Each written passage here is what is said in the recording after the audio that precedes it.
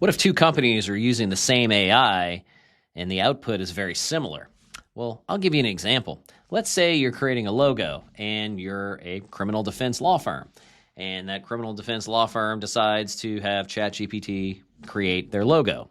Let's say one's here in Louisiana and maybe the other one's in Texas. And those logos are very similar. Maybe the names are similar. They come up with the same types of names, taglines the same. Well, who's using the trademark? Who owns the trademark? Who created the trademark?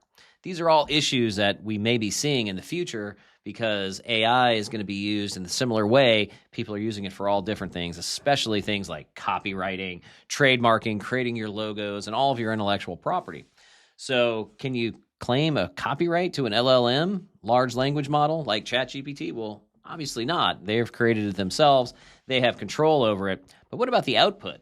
What they create for you, that logo. Now, we know that there's issues with copywriting things that are fully AI generated, but what if there's some human input to it and it's not quite distinct because there's another company using one similar? Well, really the answer is who's using it first and whether or not human input was put toward it and whether they're using it in commerce. These are all things that are, I think, going to have litigation based around it in the future of how confused can you be of this logo being similar to this one, even if it was created by AI or not. I mean, these issues have been dealt with for many, many years and decades through the course of the United States copyright law and trademark law.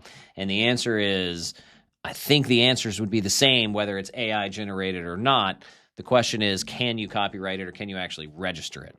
So here's what I would suggest. Make sure that you have human input on there. Make sure that you have your own creative style and do a quick search of companies with a similar name and a similar type of business around you and maybe the whole United States.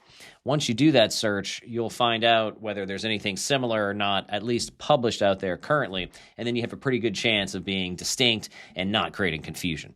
So the main thing is do your research, do your homework. If you have intellectual property questions, call us at Quantum Counsel.